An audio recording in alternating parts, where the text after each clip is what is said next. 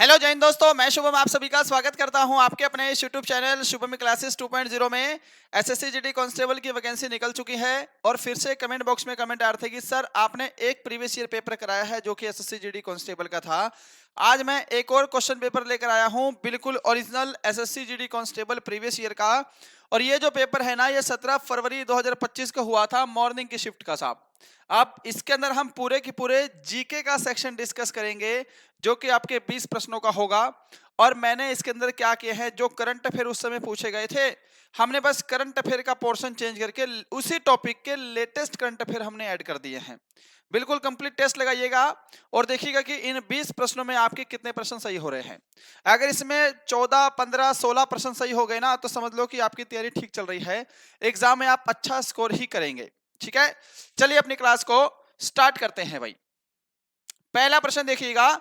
पहला प्रश्न है कि मैग्नीशियम हाइड्रोक्साइड प्रति अम्ल और रेचक का एक सामान्य घटक है जिसे आमतौर पर किस नाम से जाना जाता है। प्रश्न ये बहुत बड़ा देखने में लग रहा है, पर जिन्होंने थोड़ी सी भी तैयारी करी है ना, वो मैग्नीशियम हाइड्रोक्साइड के नाम से ही समझ जाएंगे कि प्रश्न में क्या पूछा जा रहा है। और ऊपर से अगर आप लोग ऑप्शन को देख लेंगे तो आपको और अच्छे से एक्सप्लेन हो जाएगा। मैग्नीशियम हाइड्रोक्साइड क्या होता है? मिल्क ऑफ मैग्नीशिया होता है। सभी ने ऑप्शन 2 को आंसर दिया है। इसका सूत्र अगर आ जाए तो MgOH2 हो जाएगा। एक भाई ने कमेंट किया था, सर जो लेटेस्ट कंपनी आई है ना एडिक्विटी, आप उसके क्वेश्चन क्यों नहीं सोल्व करवा रहे हो? उसके क्वेश्चन अभी सोल्व नहीं करा पाएंगे एडिक्विटी के, वहां पर थोड़ा सा पाबंदी लगी हुई है।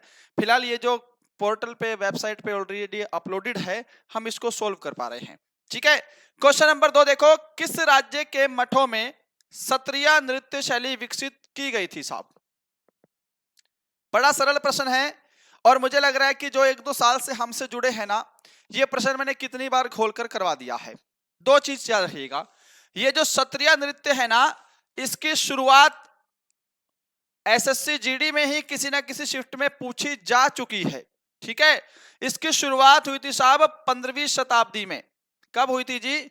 15वीं शताब्दी में इसकी शुरुआत हुई थी जी।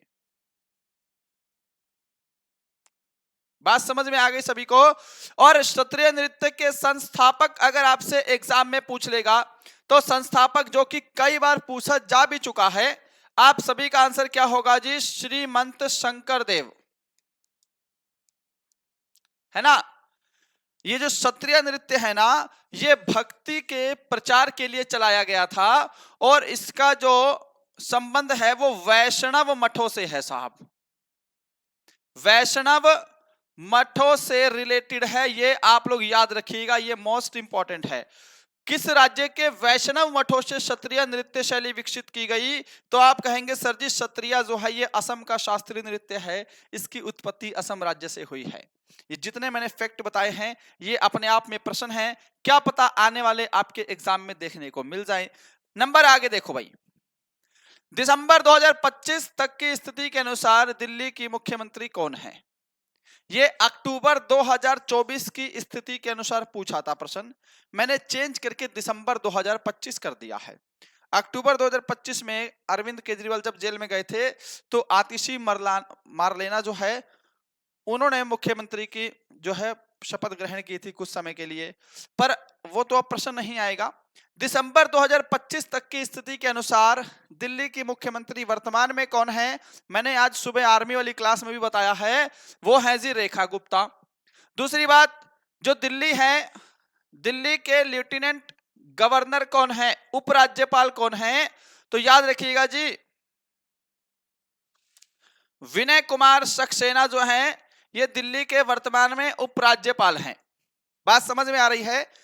आप लोग को अपना बिल्कुल कंप्लीट टेस्ट लगाना है जी। नंबर 4 है, भारतीय संविधान के किस अनुच्छेद में यह प्रावधान दिया गया है कि राज्य अनुसूचित जातियों और अनुसूचित जनजातियों के शैक्षिक और आर्थिक हितों को बढ़ावा देने के लिए काम करेगा? बढ़िया प्रश्न है। इससे पहले ना ये वाला बिल्कुल सेम प्रश्न, लैंग्वेज भी बिल्कुल सेम, ये मैंने ना एसएससी के जेई एग्जाम में देखा है और यही बिल्कुल सेम प्रश्न मैंने आरपीएफ के एसआई एग्जाम में देखा है, जो इससे पहले वाला हुआ था 2022-23 वाला।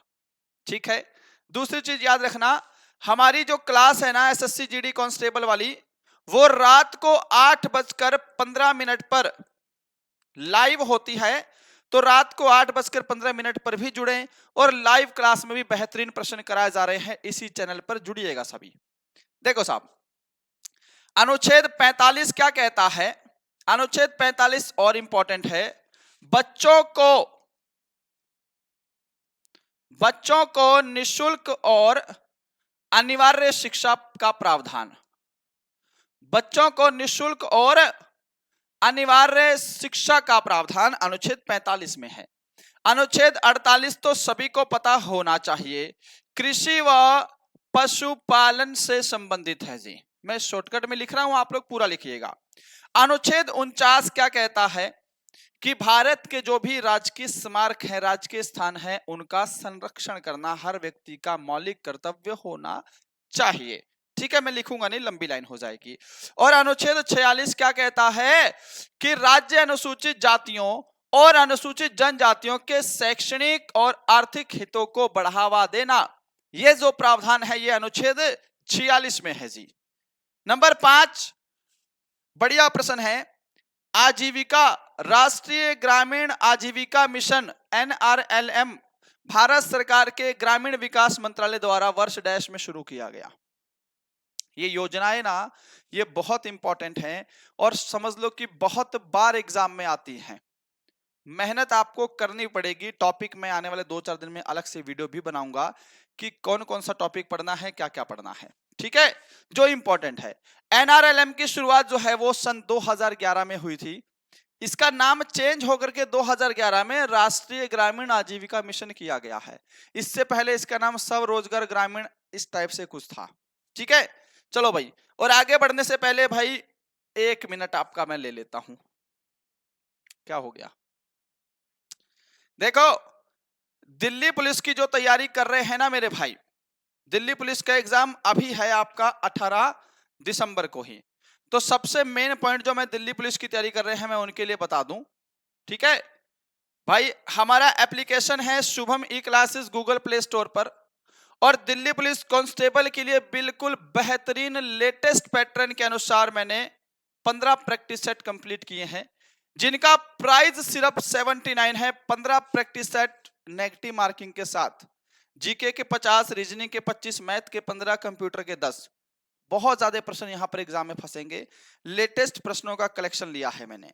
एग्जाम में जाने से पहले एटलीस्ट ये 15 प्रैक्टिस सेट लगा कर ही जाइएगा। हमारी एप्लीकेशन शुभम ई क्लासेस पर मिल जाएंगे, इस वीडियो के डिस्क्रिप्शन में भी लिंक है, और आप चाहो तो हमारी कमेंट बॉक्स में भी जो लिंक दिया है वहां से भी आप डाउनलोड कर सकते हैं, डिस्क्रिप्शन में भी लिंक है।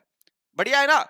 ये टेस्ट लगाकर एग्जाम में जाइएगा। मेरे इस टेस्ट में कम से कम 100 में से ना आप लोग 80 के आसपास स्कोर कर रहे होंगे, तो आप एग्जाम में बहुत बेहतरीन स्कोर कर पा रहे होंगे। चलो भाई, नंबर 6 है, निम्न में से कौन सा एक प्राचीन महासागर था जो हिंद महासागर के विकास से लगभग 250 से 50 मिलियन वर्ष पहले अस्तित्व में था? अब इसका बता दूं, यह प्रश्न अगर आपको नया लग रहा है तो ये वाला प्रश्न एसएससी जीडी 2019 में भी आया था साहब। ये वाला प्रश्न जो है ना, ये यूपी पीसीएस ऐसा कुछ एग्जाम है, उसमें भी मैंने ये पढ़ा है। ठीक है, और आप लोगों ने भी पढ़ा होगा टेथिस महासागर के बारे में। ऑप्शन 2 राइट है भाई। नंबर 7, 2011 की जनगणना के अनुसार निम्नलिखित में से किस दक्षिणी राज्य की साक्षरता दर सबसे कम थी?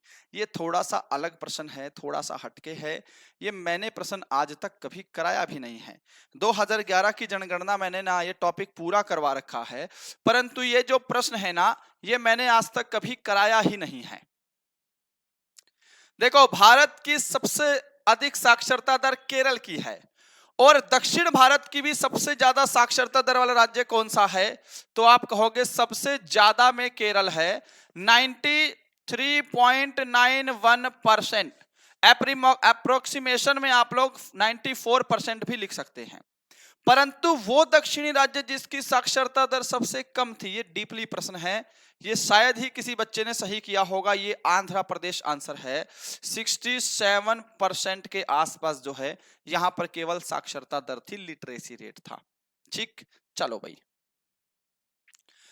भारतीय नृत्यांगना सोनल मानसिंह को भारत के दूसरे सर्वोच्च नागरिक पुरस्कार पद्म विभूषण से किस वर्ष सम्मानित किया गया? अब ये तो प्रश्न वो हो गया भाई, जो लोग मुझसे जुड़े हैं ना काफी पहले से, उनको पता है कि ये प्रश्न मैंने कई बार कराया है ना।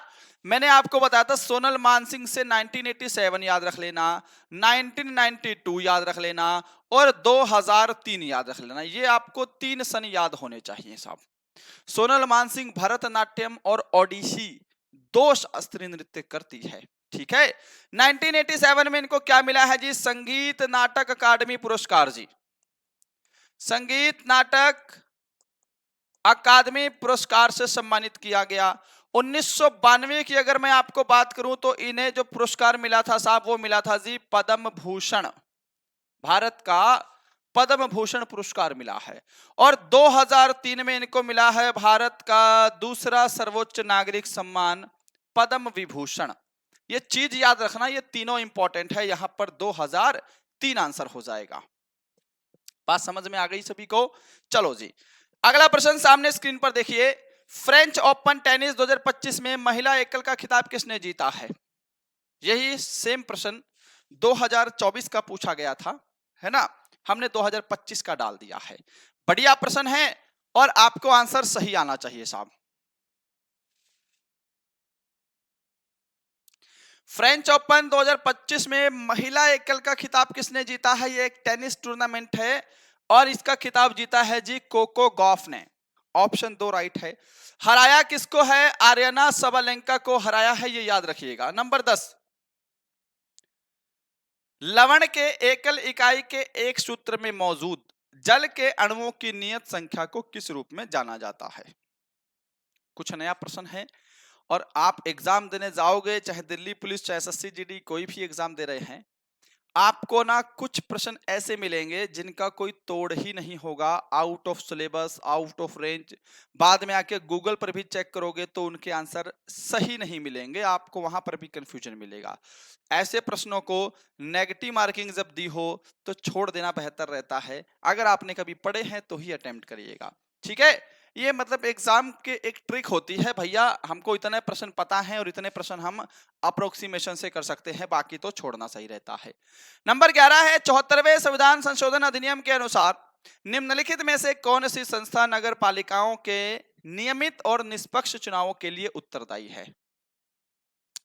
भाई देखो, ये नगर पालिकाओं की बात कर रहा है ना, तो जो नगर पालिकाएं हैं वो आर्टिकल 243 के अंतर्गत हैं साहब, ठीक है।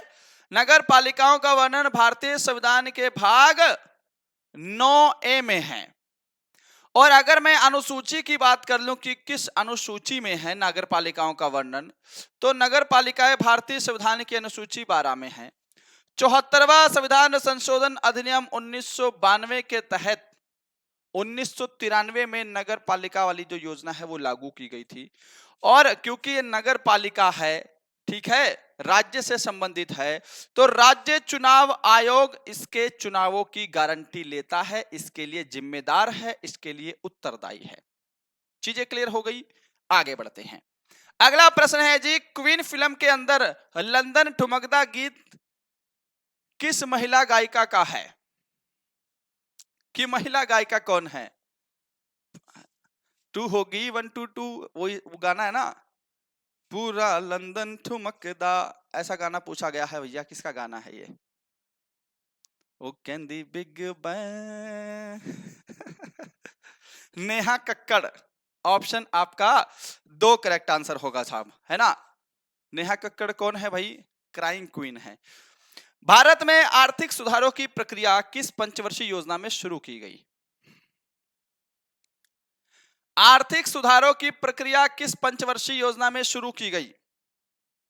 देखो साहब, एक चीज याद रखना, अगर मैं एग्जाम में आपसे आ जाए कि आर्थिक सुधारों की हल्की शुरुआत या नींव ये किस पंचवर्षीय योजना में थी, तो इसमें आप लोग ना छठी पंचवर्षीय योजना आंसर देंगे। जिस प्रकार से मैंने ये तैयारी की है मुझे पता है। छठी पंचवर्षीय योजना 1980 से लेकर के 1985 तक थी।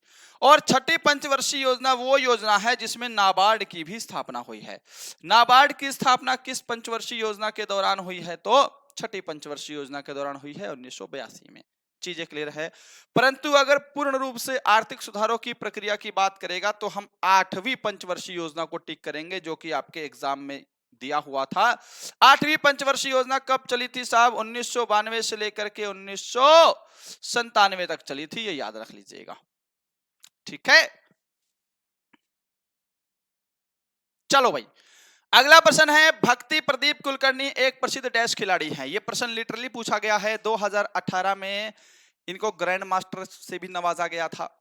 ठीक है, ऊपर से यह एक फीमेल है, मेल नहीं है। कभी आप सोचे कि पुरुष है, यह एक महिला है। भक्ति कुलकर्णी इनका नाम है और ये शतरंज से संबंध रखती हैं। ऑप्शन 3 करेक्ट है। एक प्रश्न तो ना खिलाड़ियों से संबंधित आता ही है, हर दूसरी या तीसरी शिफ्ट में एक प्रश्न देखने को मिलता है। निम्नलिखित में से किस नदी का उल्लेख ऋग्वेद में नहीं है? ये बताओ जल्दी से, बताओ भाई। और क्लास की टाइमिंग रात को 8:15 पर हमारे इसी यूट्यूब चैनल शुभम क्लासेस 2.0 पर होगी। लाइव क्लास चलती है, सभी लोग जुड़ेंगे। इनमें से किस नदी का उल्लेख ऋग्वेद में नहीं है? तो कृष्णा नदी, ये ऋग्वेद में संबंधित नहीं है।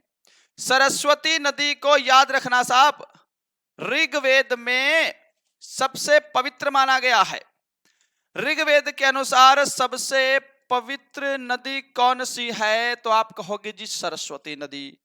यमुना नदी क्या है? देखो सिंधु नदी का उल्लेख सबसे ज्यादा बार हुआ है जी। सिंधु नदी का उल्लेख ऋग्वेद में सबसे ज्यादा बार हुआ है। यह भी प्रश्न अपने आप में मोस्ट इंपॉर्टेंट है।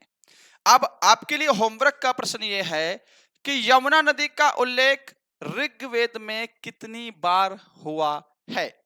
आंसर करिएगा साहब। 16 नंबर है, किस संदर्भ में सभी पंचवर्षीय योजनाओं का लक्ष्य समृद्धि था? किस संदर्भ में, किस कथन के संदर्भ में? देश में विदेशी निवासियों में वृद्धि, क्या यह पंचवर्षीय योजना का उद्देश्य था? देश में वस्तु और सेवा उत्पादन क्षमता की वृद्धि, जनसंख्या की वृद्धि तो कतई नहीं है। देश में सेवा और वस्तु की आयत में वृद्धि, आयत में वृद्धि कभी नहीं है। देश में वस्तु और सेवा उत्पादन क्षमता की वृद्धि। क्लियर? नंबर 17 देखो, यह बढ़िया प्रश्न है। असमिया कैलेंडर के अनुसार नव वर्ष का प्रारंभिक फसल कटाई ऋतु की शुरुआत के साथ होता है, जिसे डैश बिहू के नाम से जाना जाता है जी। देखो साहब, बिहू असम का त्योहार है, इसीलिए असमिया नववर्ष के रूप में मनाया जाता है। बिहू जो है ना, ये 3 प्रकार के होते हैं। बिहू 3 प्रकार के होते हैं साहब, आपको याद रखना है। सबसे पहला जो बिहू त्योहार है वो कौन सा है साहब? बोहाग बिहू। कौन सा है? बोहाग बिहू, जिसे रोंगाली बिहू भी कहा जाता है। जिसे क्या कहा जाता है? बोहाग यानी कि रोंगाली बिहू। ठीक है। एक त्योहार आता है साहब काटी बिहू। कौन सा है जी? काटी बिहू, जिसे कोंगाली बिहू के नाम से जानते हैं जी, जिसे कोंगाली बिहू के नाम से जानते हैं। और एक और बिहू त्योहार है जिसको बोलते हैं जी माघ बिहू, जिसे हम लोग भोगाली बिहू के नाम से जानते हैं साहब। ये प्रश्न एग्जाम में आते हैं, ये आप लोग याद रखिएगा जी। देखो साहब, ये वाला जो भोगाली बिहू है ना, ये असमिया नव वर्ष का त्योहार है, याद रखना। ये नव वर्ष के रूप में मनाया जाता है। काटी बिहू अक्टूबर के मध्य में होता है। पूछ ले कि कौन सा असम का बिहू त्योहार अक्टूबर के मध्य में होता है, तो काटी बिहू। माघ बिहू क्या है साहब? ये ना जनवरी के आसपास होता है और ये भी फसल कटाई उत्सव है जी। फसल कटाई के अंत में मनाया जाता है जी। फसल कटाई के अंत में मनाया जाता है। यहां पे हमारा बोहाग सही आंसर हो जाएगा, ऑप्शन 3 वाला। ठीक है, नव वर्ष के रूप में मनाते हैं। नंबर 18, वर्तमान 2025 में केंद्रीय सूचना एवं प्रसारण मंत्री कौन है जी? करंट अफेयर का यहां पर प्रश्न कोई और डाला हुआ था, हमने करंट अफेयर का ही कोई दूसरा प्रश्न डाल दिया है, ताकि पेपर आज के टाइम के हिसाब से ओरिएंटेड हो जाए। ठीक है, वर्तमान में केंद्रीय सूचना और प्रसारण मंत्री कौन है? तो आप कहेंगे सर जी अश्विनी वैष्णव हैं, और अश्विनी वैष्णव जो हैं ये भारत के रेलवे मंत्री भी हैं भाई, ये याद रखना, ठीक है, रेलवे मिनिस्टर भी हैं। आज का सेकंड लास्ट देखो, ग्राहक को वस्तु एवं सेवाएं खरीदने की क्षमता कहां से प्राप्त होती है। अब इसको इकोनॉमिक्स से मत जोड़ना, है तो इकोनॉमिक्स का, परंतु आप अपने इनकॉन्शियस माइंड से भी इस प्रश्न को सॉल्व कर सकते हैं। आपको भैया कोई वस्तु खरीदनी है या कोई सेवा खरीदनी है तो आपके पास क्या होना चाहिए, पैसा होना चाहिए, पैसा होना चाहिए यानी कि आपके पास इनकम होनी चाहिए। ऑप्शन एक राइट हो जाएगा। नेक्स्ट, आज का लास्ट है, सार्वजनिक सत्यधर्म पुस्तक का लेखक निम्नलिखित में से कौन है। टू बी ऑनेस्ट, ये पुस्तक ना 5-6 साल तो हो गए पढ़ाते हुए, इससे पहले तैयारी भी की थी। ये पुस्तक मैंने खुद पहली बार देखी है भाई, ठीक है। देखो, सत्य शोधक समाज की स्थापना 1873 में की थी। 1873 में सत्य शोधक समाज की स्थापना तो की थी इन्होंने, ये तो पढ़ा है मैंने और आप लोगों ने भी पढ़ा होगा। परंतु ये जो प्रश्न आया है सार्वजनिक सत्यधर्म, ये आने वाले एग्जाम के लिए भी एक टैकल प्रश्न है, इंपॉर्टेंट हो जाता है। ज्योतिराव फुले ने की थी, ये आप लोग याद रखिएगा। ऑप्शन 3 करेक्ट है भाई। क्लास की टाइमिंग रात को 8:15 पे है, सभी लोग जुड़ेंगे। आज का ओरिजिनल पेपर दूसरा हमारा समाप्त होता है। उम्मीद करूंगा सेशन आपको जरूर पसंद आया होगा। बताइएगा सेशन कैसा लगा है और इन 20 में से कितने प्रश्न आपने सही किए हैं। अगला सेशन मैं आपका रीजनिंग का प्रीवियस ईयर का लेकर आऊंगा, रीजनिंग का प्रीवियस ईयर सॉल्व करेंगे, ठीक है। अब सेशन को बंद करते हैं, अपना ख्याल रखिएगा। सभी को जय हिंद, जय Bharat, thank you so much.